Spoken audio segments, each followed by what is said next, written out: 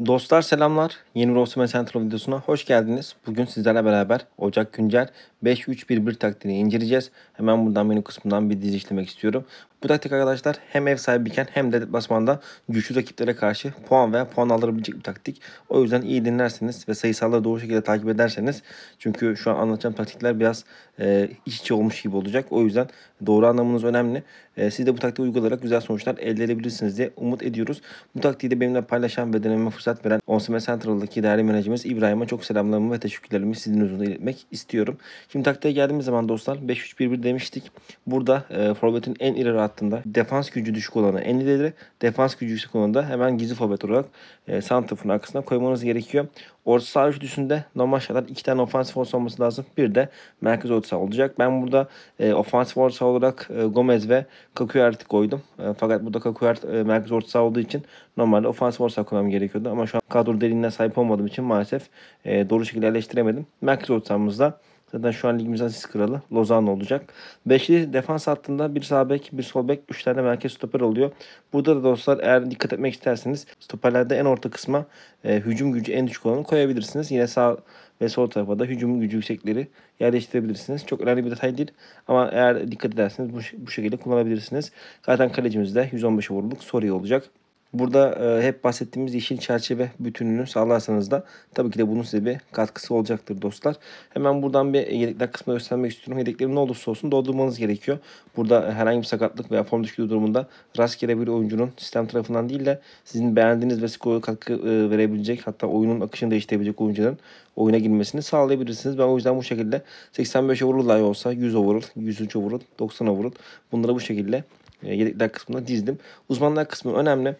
Şu an görmüş olduğunuz gibi taktiği dizimde 19 yaşında Kakuyert kaptan gözüküyor. Çok yanlış bir durum aslında bu. Hemen buraya takımımızın en yaşlı olan Campos'u, 37 yaşında Campos'u yerleştirelim. Penaltılar forvetin en iyisine vermeniz gerekiyor. Asensio'ya verdim. Burada kornerler kısmında Lozano ligimiz asist kralı ve her zaman yorumcu tarafından da doğru kişi korner kullanıldığı tarafından bana bir uyarı geliyor. O yüzden Lozano'yu hiç değiştirmeyeceğim.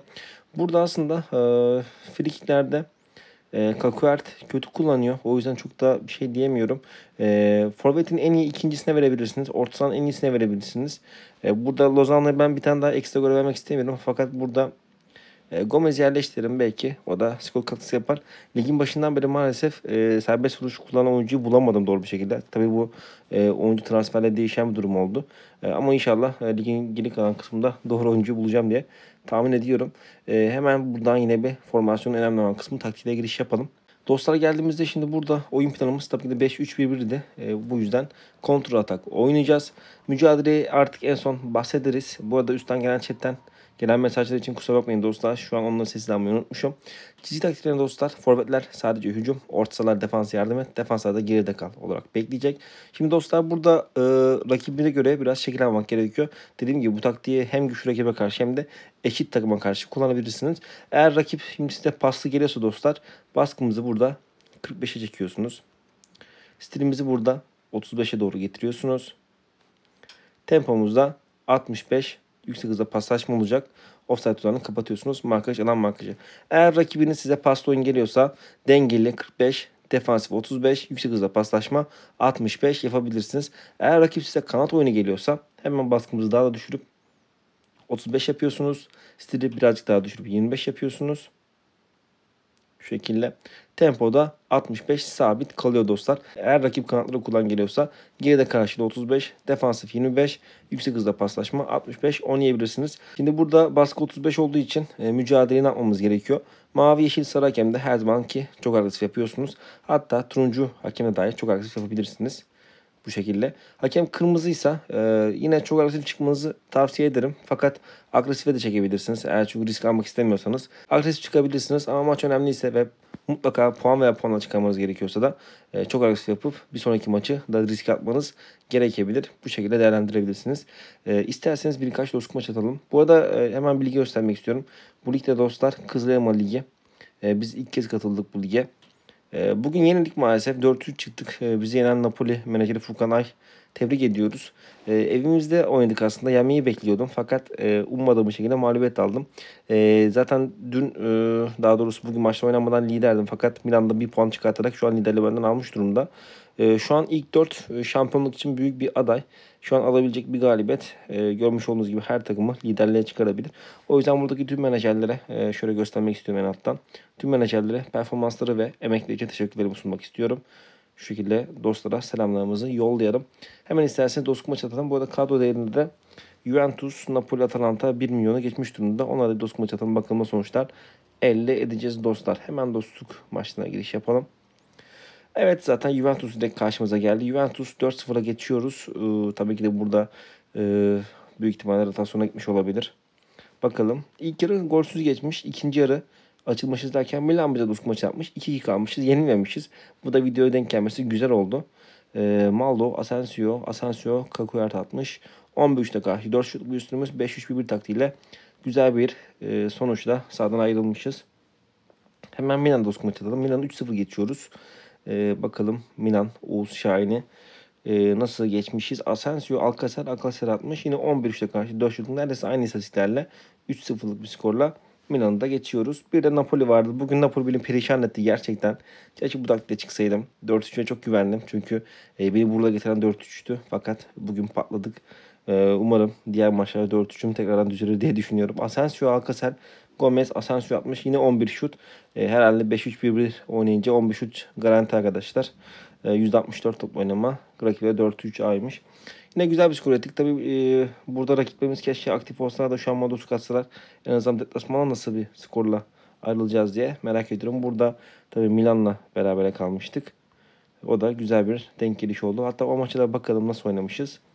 Asensio, Kakuyart, Roka ve Alexander Arnold atmış. Rakip 5 şut çekmiş. Biz 10 şut çekmişiz. Görmüş olduğunuz gibi ev sahibi de olsa güzel bir istatistik almışız. Fakat burada tabii yine ileri attığımızda gol yollarında sıkıntı çekmeye devam ediyoruz. Burada Sunderland 2-0 yendi. Sunderland'de bizim Yankee Ligi'nden bir arkadaş olması gerek. Bu şekilde bir videonun daha sonuna gelmiş olurum. Bu arada normalde bu tür konulara çok fazla girmeyi sevmiyorum.